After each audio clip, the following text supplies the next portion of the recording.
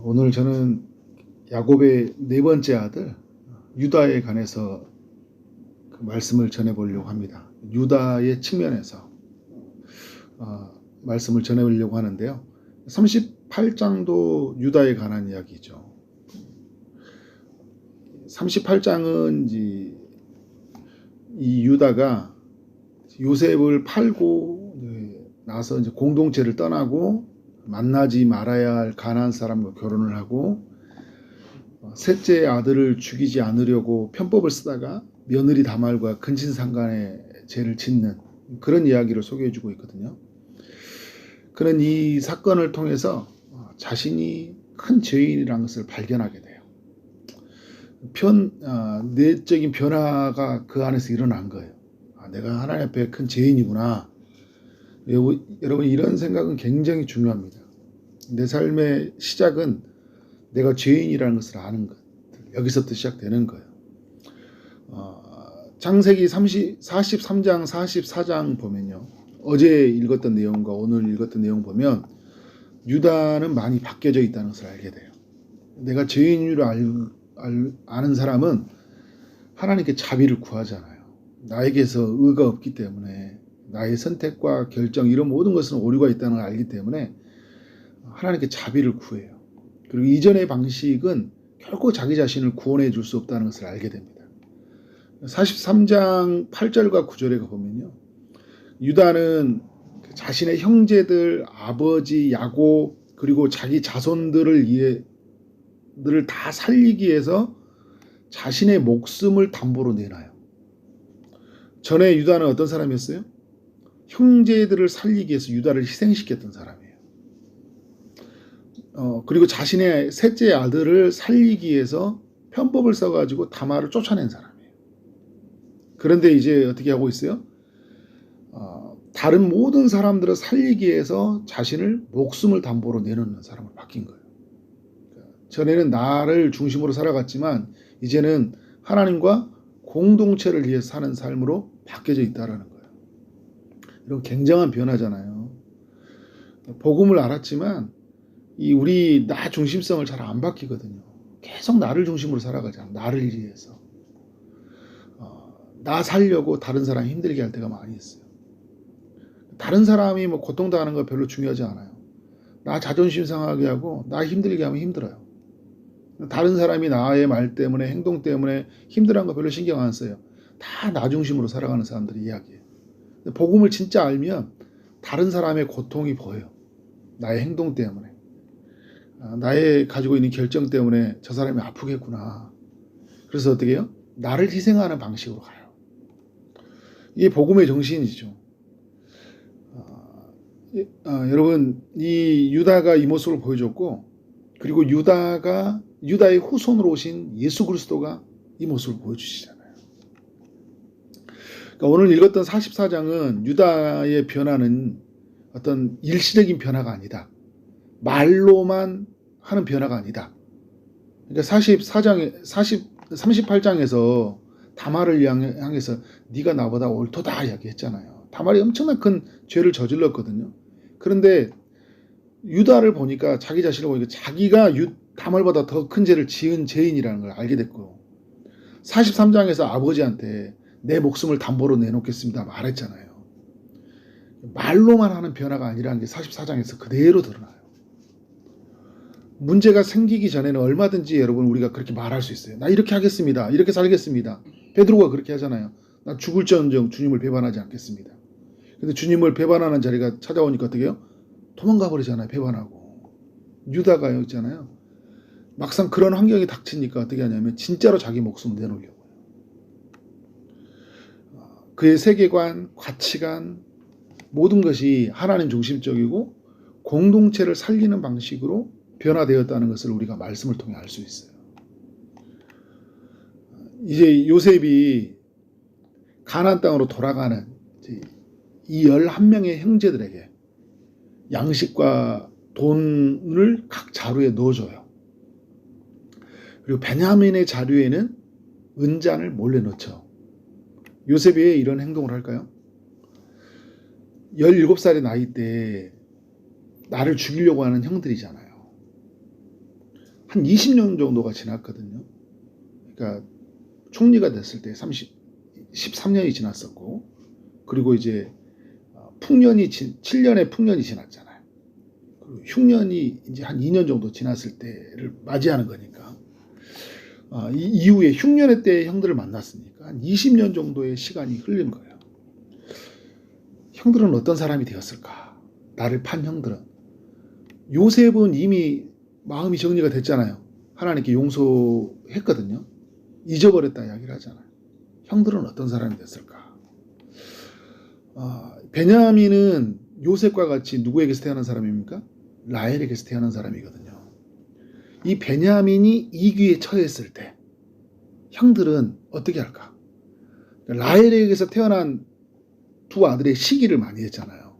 요셉을 팔아버린 거고. 그러면 베냐민은 어떻게 할 거냐? 막상 베냐민이 이기에 처한다면 형들은 어떤 모습을 보여줄까? 그래서 베냐민 자루에 은자를 넣어둔 거예요. 그래서 베냐민을 죄인으로 몰아가고 베냐민을 어떻게 해요? 내가 그 애굽의 궁에서 종으로 그를 데리고 있겠다. 이제 이렇게 요셉이 오늘 본문의 흐름에서 이야기를 하는 거예요. 오늘 본문 전체의 흐름에서 그런 이야기를 하고 있는 거예요. 옛날의 형들 같으면 어떻게 해야 됩니까? 자신들 살리려고 동생을 버렸겠죠. 팔아버렸겠죠. 그런데 여러분, 지금 형들은 어떻게 됩니까? 그렇게 해서는 안 되는 방식을 알게 된 거예요. 물론 아버지가 돌아오지 않으면 아버지의 그 근심을 사게 하는 게 있지만 그들 안에, 형들 안에서 어떤 내면적 변화가 있었다.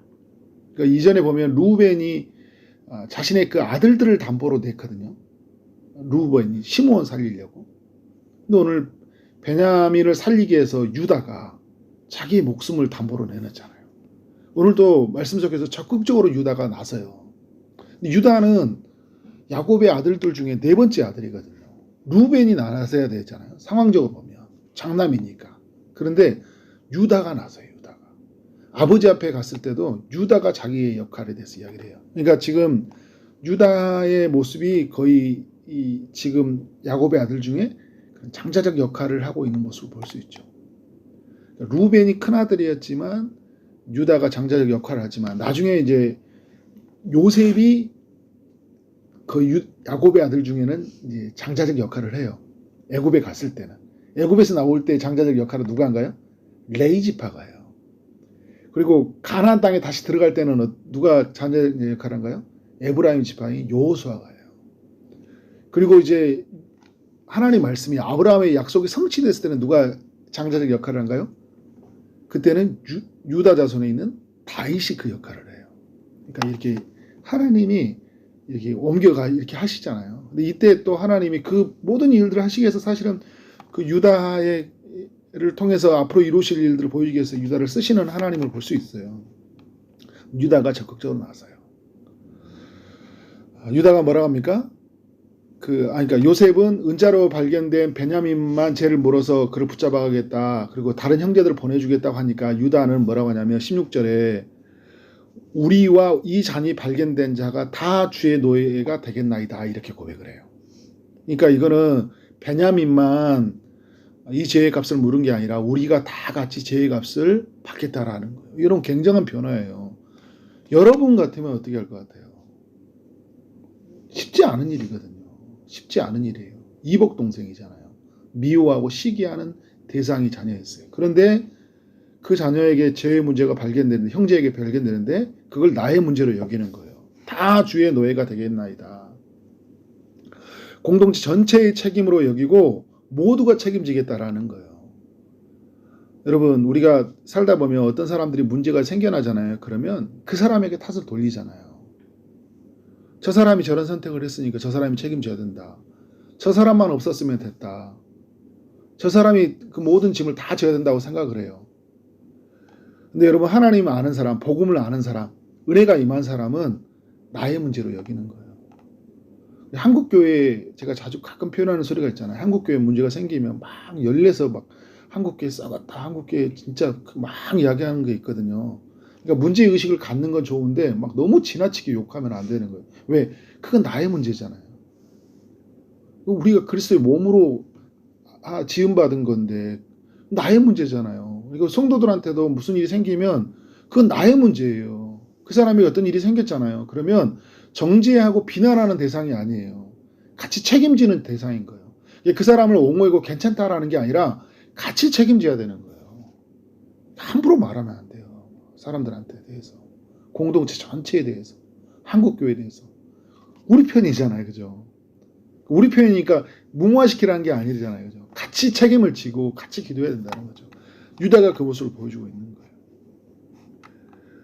근데 여러분이 16절에서 중요한 고백이 있어요. 뭐라고 하냐면, 뭘 어떻게 우리가 설명할 수 있겠습니까? 이게 은잔이 발견돼. 은잔은 가져가지 않았거든요. 분명히 가져가지 않았어요. 베냐민도 난 안 가져갔다 이럴 거 아니에요. 안 가져갔다. 그런데 발견되었어요. 근데 이게 뭐라고 하냐면 유다가 하나님이 종들의 제약을 찾아내셨다 이야기를 해요. 하나님이. 요셉이 머리를 쓴 거잖아요. 사실 요셉이 뭐 그렇게 형들을 지금 어떤 형들인지 보고 싶어서 그렇게 한 건데, 근데 이걸 뭐라고 하냐, 유다는 하나님이 찾았다고 하는 거예요. 유다는 어디까지 생각하고 있냐면 그 예전에 어디 사건까지 가고 있는 거예요? 자신의 형제들이 요셉을 팔았던 그때 그 순간으로 돌아간 거예요. 이 11명이 있는 사람들이 이제 동생을 판 죄의 값을 우리가 받는구나. 하나님 공의로우신 하나님을 보게 된 거예요. 전에는 이런 게 전혀 안 깨달아졌거든요. 여러분, 모든 것은 다 죄의 문제는 아니에요. 그런데 여러분, 어떤 부분에 가서는 그 죄의 문제가 또 연결되어 있잖아요. 그래서 하나님이 어떤 사건을 통해서 우리의 죄를 크게 드러나게 하시는 거예요. 그래서 이거를 이제 하나님의 관점에서 보는 거예요. 이건 누가 모험한 겁니다. 끝까지 그렇게 자기 자신을 변호한 것이 아니라 하나님 앞에 자기 자신들의 죄가 드러난 걸 보고 그걸 인정해 버려요. 그래서 이제 어떻게 해요? 이제 자기 자신들이 다 노예가 되겠다, 종이 되겠다, 책임을 지는 거잖아요. 그러나 여러분, 이 유다는요, 이 베냐민만 고향으로 놔두고 갈 수가 없어요. 이후에 이제 요셉에게 설명하는 과정에서 베냐민을 데려가는 것은 아버지를 지옥으로 떨어뜨리는 거거든요. 아버지를 죽게 하는 거예요. 그리고 다시는 어떻게 하고 살고 싶지 않은 거예요? 이렇게 살고 싶지 않은 거예요, 유다가. 이런 방식으로 살고 싶지 않은 거예요. 나 살자고 누군가를 고통 아래 살고 수는 없는 거예요. 여러분, 이럴 수 있잖아요. 안 되는가 보다. 내려갔는데 전에 같으면 자기들 살려고 할 때는 어떻게 하고 있어요? 아버지가 죽든지 말든지 다시 돌아갈 거 아니에요. 안 준다고. 그런데 여러분, 어떻게 해요? 이거를 자기들의 책임을 여기고 이것을 어떻게 받아들이고 있어요. 오늘 여기서 말씀해 보면 유다가 33절에서 이런 이야기를 하잖아요. 이제 주의 종으로 그 아이를 대신하여 머물러 있어. 내 주의 종이 되게 하시고. 그러면 요셉에게 말한 거예요. 아직 요셉은 형제들과의 관계가 누군지 모르잖아요. 그러니까 주님이라고 말하면서 형제들 다 보내시고요. 제가 종이 될 테니까 제발 베냐민과 제 형제들을 다 보내달라고 하는 거예요. 모든 책임을 누구의 것으로 여기고 있어요? 하는 거예요? 내가 여기고. 장제도 아닌데, 그죠? 그러니까 아버지에게 자기 목숨을 담보로 내놓는다고 말로 해놨던 유다가 어떻게 실제로 그런 현장이 오니까 진짜로 내가 하겠다라는 거예요. 굉장한 변화죠. 이건 여러분, 유다의 전과 후를 아는 사람, 그래서 성경은 38장의 이야기를 보여주고 있는 거예요. 전에 유다와 지금 유다는 완전히 바뀌어져 있잖아요. 복음의 힘이죠. 하나님을 만난 사람들의 힘이에요. 전과 후가 바뀌어야 돼요, 여러분. 여러분 예수 믿고 나서 전과 후가 바뀌어야지. 옛날 방식대로 왜 나를 보호하고 막 남들 힘들게 이런 게 아니잖아요, 그죠? 나는 완전히 십자가 앞에 못 박혀 나는 없어져야 되는 거예요. 이전에 유다는 죽은 거예요. 여러분, 이런 사람을 뭐라고 한지 아세요? 주님을 만난 사람이라고 그래요. 이전의 사람이 죽은 사람들. 은혜를 안 사람이라고 그래요. 그리고 복음을 깨달은 사람이라고 이야기를 해요. 지식으로 깨달은 게 아니라 전인격으로 깨달은 거예요. 이런 사람을 핵심한 사람이라고 해요. 진정한 핵심을 경험한 사람이라고 이야기하는 거예요. 우리 보고만 해 사는 사람들. 우리는 그래서 어떤 사람을 우리에게 나타나야 되는지를 유다가 보여주고 있는 그런 유다의 이야기가 오늘 우리의 이야기가 되기를 원합니다. 적으로 주님을 만나서 우리의 삶의 생각이 근본적으로 완전히 바뀌어져 가기를 원해요. 하나님 중심적으로. 사람들을 살리는 방식으로, 하나님 나라를 위해서 살아가는 방식으로, 나를 지키는 방식이 아니라 공동체를 지키고 하나님 나라를 위해서. 그러니까 여러분, 제자들이 성령, 부활하신 주님과 성령을 만나기 전에는 자기 자신들을 위해 살았지만 부활하신 주님을 만나고 성령이 임하니까 완전히 공동체를 위해서, 하나님 나라를 위해서 목숨을 걸어버리잖아요. 자기 인생이 완전히 바뀌어져 버린 거예요.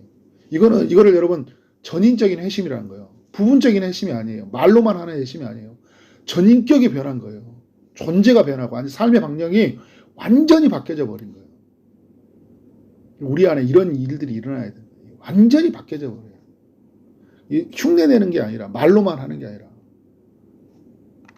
우리의 유다의 이야기, 저와 우리 모두가 남겨지기를 주의 이름으로 축원합니다. 기도하도록 하겠습니다. 하나님 아버지, 감사합니다. 창세기 44장의 말씀을 통하여 예수와는 우리가 이전 것을 지나가고 새로운 것이 되었다는 것을 다시 한번 일깨워 주시니 감사합니다. 하나님, 이전의 유다와 주님을 만난 이후의 유다의 삶이 바뀌어졌던 것처럼 오늘 우리가 예수 그리스도를 만나기 전과 예수 그리스도를 만난 이후의 삶의 변화가 온전히 일어날 수 있도록 역사하여 주옵소서. 입으로만 하는 회개가 아니라 우리의 삶 전체가, 전인격이 하나님 앞에 변화된 삶으로 나가도록 인도하여 주옵소서. 나를 살리기 위해 다른 사람을 희생하는 방식이 아니라 다른 사람들을 살리기 위해서 나를 희생하는 방식으로 살아가는 삶이 되게 하여 주옵소서. 주님께서 친히 우리의 삶의 모든 것을 주관하시고 우리의 삶을 통해 하나님의 영광을 드러내 주옵소서. 오늘 또 아픔 중에서 주의 치료하심을 구하는 이들이 있습니다. 주님이 찾아가셔서 임하셔서 저들을 고쳐 주옵소서. 취업을 준비하고 결혼을 준비하고 임신을 준비하고 여러 기도 제목을 가지고 기도하는 모든 이들에게 주님이 찾아가셔서 응답하여 주옵소서. 예수 그리스도 이름으로 기도를 쌓옵나이다. 아멘.